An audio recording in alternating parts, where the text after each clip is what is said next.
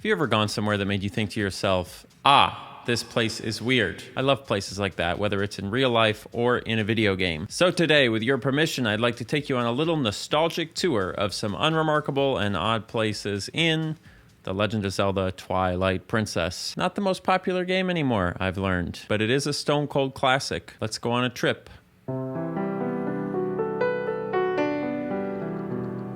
Welcome to the first location. It is the Ordon Ranch.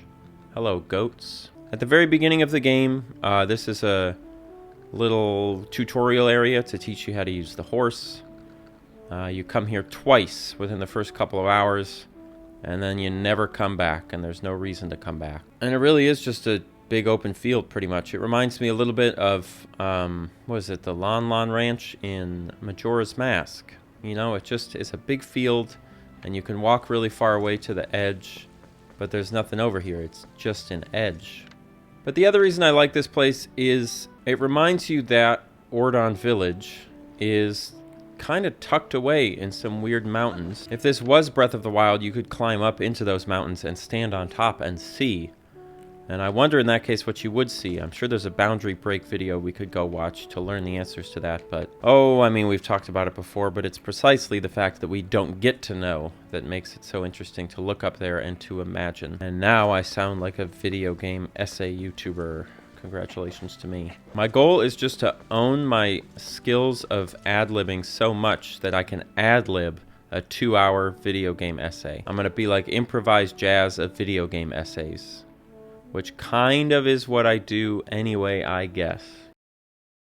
This man is numbers on a disc. Those numbers express themselves as the image of a sad man standing in a field with goats.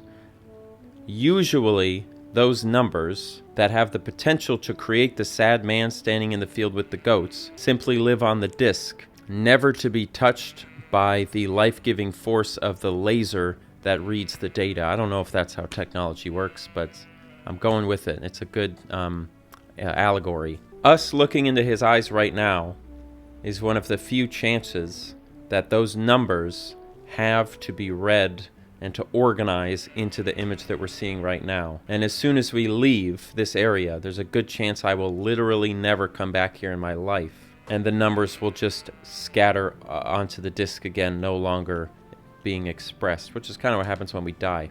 Anyway, that's Ordon Ranch. It's a very neat, peaceful place. Let's go on to another place, shall we?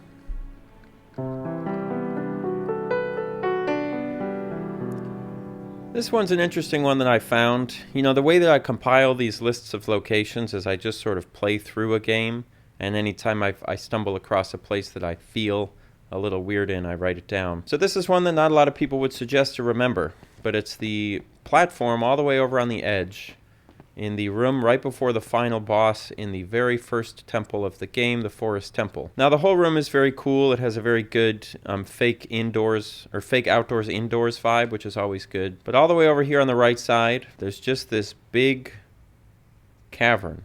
And I like this place a lot because it is like almost perfectly halfway between a place you're not supposed to go and a place you are supposed to go, because it's a little bit out of the way and starts to feel a little weird when you get over here. But it's not totally out of the way like, oh, we found a secret, you know? The Forest Temple is also fun just because it is meant to come across as though it is in a really deep forest, right? Technically, we are outside right now. These are trees.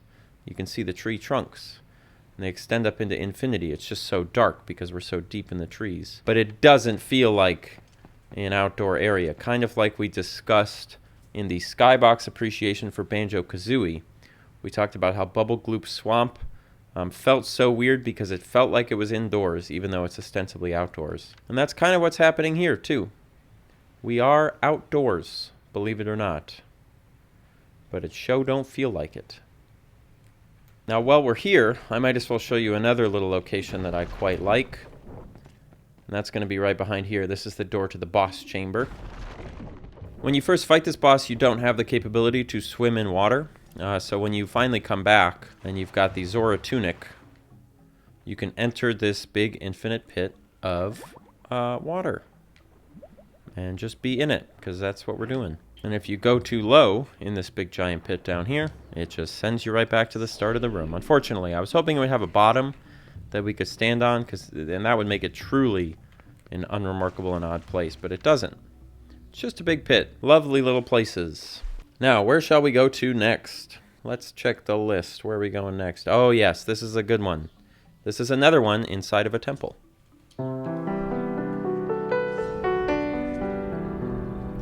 Anybody know where this is? I'll give you a hint.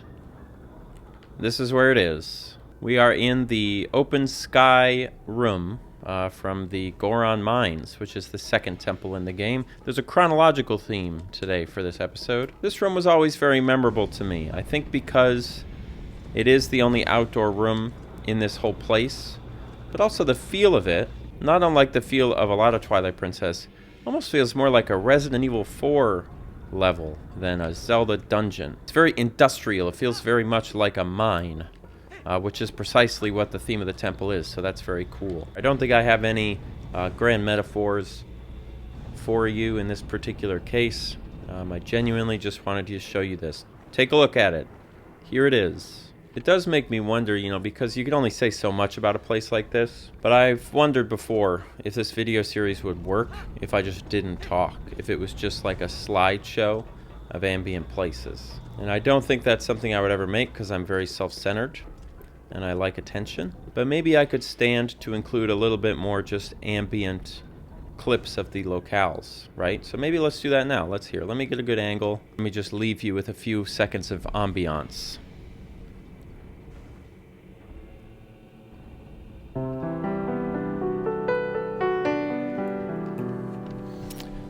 Okay, now I'm about to show you something.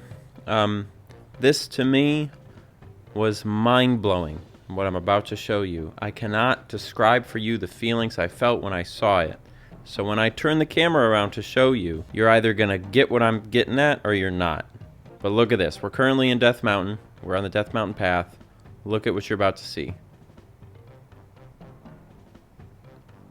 What the f is that? What kind of 2002 PC Source Engine Half-Life Mountain PNG is that? And I understand that what you might be saying to yourself is, I don't know, it's just a picture of a mountain. You don't understand, okay? That is not what Twilight Princess looks like. Twilight Princess mountains look like this. They look like GameCube stuff. They look like crazy, hard to tell what it is, pieces of cardboard with paint on them. Twilight Princess doesn't look like this. Like, you mean to tell me this was just sitting here the whole time and nobody noticed or told me? Absolute insanity. Now for the next place, we're going to be taking a little trip to Hyrule Field. I did recently put up a video all about Hyrule Field in this game and how interesting it is. So I won't spend too much time talking about this particular location. But you can't tell me that it's not a little weird that there's a whole section of Hyrule Field that's just a giant island surrounded by a giant pit. For everybody's reference, we're on the northeastern edge of the whatever Eldin province, this big circle part, which looks like the edge of a theoretical flat Earth.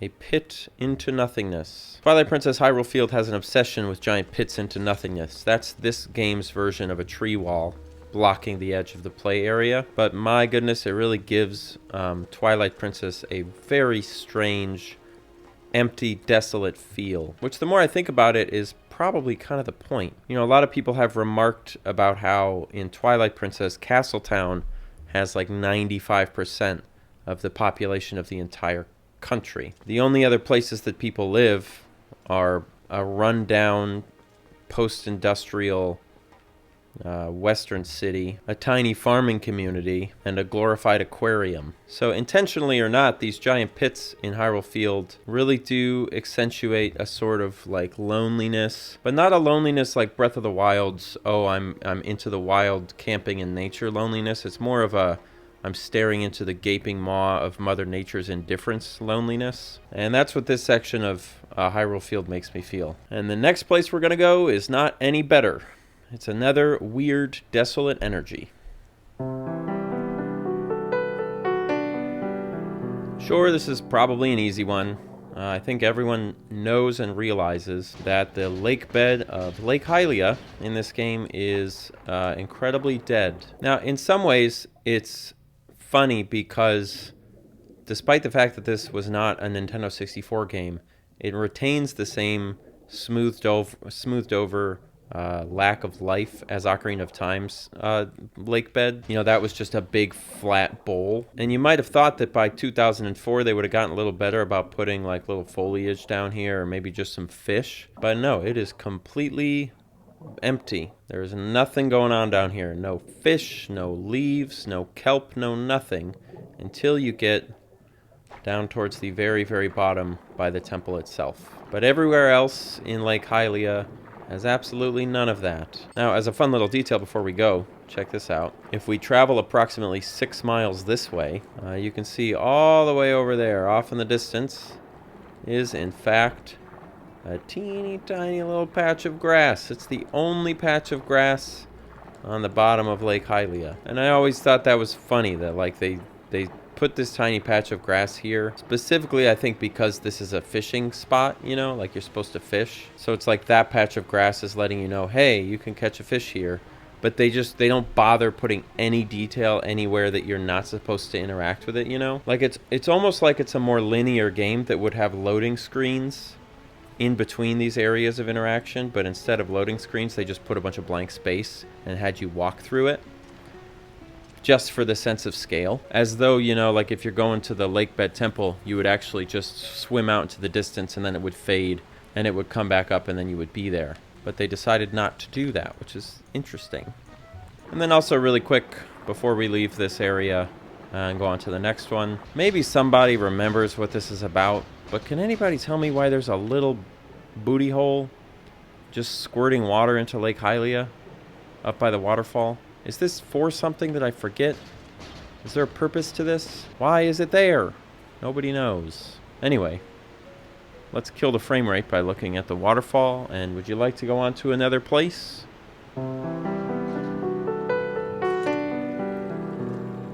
And that place is going to be right here.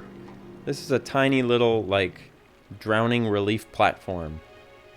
Going down, I guess I assume this is like the Zora's River or something, because it flows from Zora's domain. It's just a tiny little spot you probably never would stand. The funny thing about it being, if you're in Zora's River and you're not supposed to be there, this is what happens.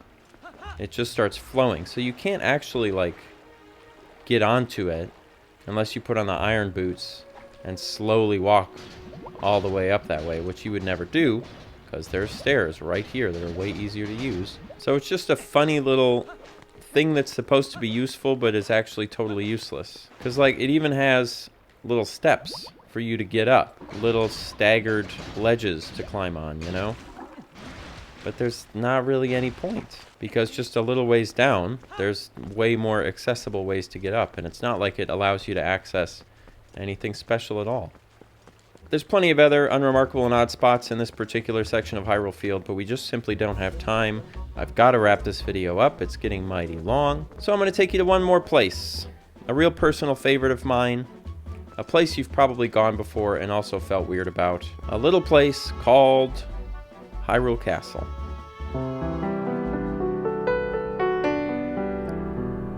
This place is weird. Just outside the bustling boundaries of Castletown. When you walk towards Hyrule Castle itself, you will find no guards, you will find no fanfare, no enemies, no nothing. Just the giant Twilight shield that has entrapped the princess and the rest of the royal family or something. The story is not what's important here. What's important here is this effect. You're out here enjoying the Castletown Central Square and you think, I'm going to go visit the princess. These two guards do not stop you, and you enter the path up towards the castle. Notice a couple of things. Music is still playing, there are no guards. Nobody here at all. Nothing to stop you from going up to the castle. But as you get closer, that music fades into silence, and you just see this. And the silence only helps accentuate this weird, tiny, liminal little space. And it's particularly interesting because it's like you talk to the people in Castletown in this game and they'll say things like, "Oh, I heard something bad happen to the princess." And you come up here and it's like, you think? Like, how is this a rumor at this point? And this portion of the walkway is really weird too, because it's completely empty. This is also the only place in Castletown that you can go into first person and look up at the sky, which doesn't mean as much to any of you as it does to me, but it does mean a lot to me. But crossing through this barrier onto this bridge very much feels like, okay, I am not supposed to be here yet. I am knocking on the door of the final boss, and it's freaking me out. And I'm showing this one last just because I'm sure I'm not the only person who sort of came up here and got the heebie-jeebies and then left, because it is a weird little spot. Very, very weird. It feels like being inside of a place that should have been a loading screen. It feels a little bit like being able to walk too far and the game like forgot to fade to black and load the next part, you know? Anyway, this is the last place that I wanted to show you, which brings us to the end of the video. Thank you so much for watching it. If you enjoyed this video, please leave a comment down below saying you liked it. That will tell me that I'm making the types of videos you want to see. And if you want to support me more than just leaving a comment, you may head to the Patreon if you want. Financing is important, and it's those people that make it happen. So a big thanks to all of you. And last but certainly not least, in my free time, I make a lot of music. I use that music in all my videos. So today I will leave you with yet another song, and all I want you to do is enjoy it. Thank you so much. I will see you all next time. I got myself into this situation.